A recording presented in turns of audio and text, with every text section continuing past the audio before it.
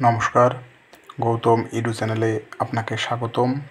আজ আমি আপনাদের সঙ্গে শেয়ার করব টিসিবি উপকারভোগীদের তথ্য থেকে যেসব ব্যক্তি মারা গেছেন কিংবা বিদেশে আছেন কিংবা দীর্ঘদিন এলাকায় থাকেন না, তাদের নাম কিভাবে তালিকা থেকে বাদ দেবেন।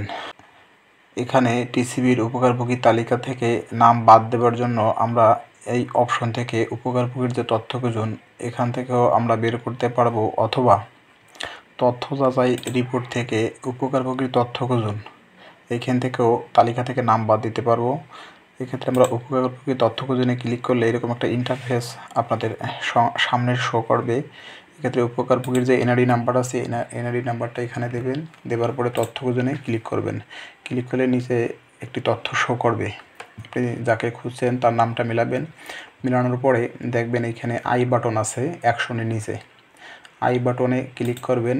ক্লিক করলে নিউ ট্যাবে আরেকটি ইন্টারফেস শো করবে। এখানে আপনি দেখতে পারবেন পেন আইকন আছে, ব্যক্তির নাম দেখতে পারবেন, পরিচয়পত্র এনআইডি নাম্বারের প্রথম 5 সংখ্যা দেখতে পারবেন, ফোন নাম্বার এইভাবে দেখতে পারবেন। আচ্ছা, এরপরে আই বাটনে ক্লিক করবেন। ক্লিক করলে এখানে আপনার উপকারভোগীর স্ট্যাটাস শো করবে, এটা অ্যাক্টিভ হিসেবে থাকবে। আপনি এখান থেকে বাতিলে ক্লিক করবেন। আর উপকারভোগীকে কোন কারণে আপনি বাতিল করতে চাচ্ছেন এখানে আপনি কারণ দেখাবেন। উপকারভোগী যদি মৃত হয় তাহলে লিখবেন উপকারভোগী মৃত। উপকারভোগী যদি বিদেশে থাকেন তাহলে লিখবেন প্রবাসী। উপকারভোগী যদি দীর্ঘদিন এলাকার বাইরে থাকে তাহলে লিখবেন উপকারভোগী দীর্ঘদিন যাবৎ এলাকায় থাকেন না। এখানে অবশ্যই আপনাকে কারণ দেখাইতে হবে, কারণ দেখাই আপনি আপডেট করুন বাটনে ক্লিক করবেন।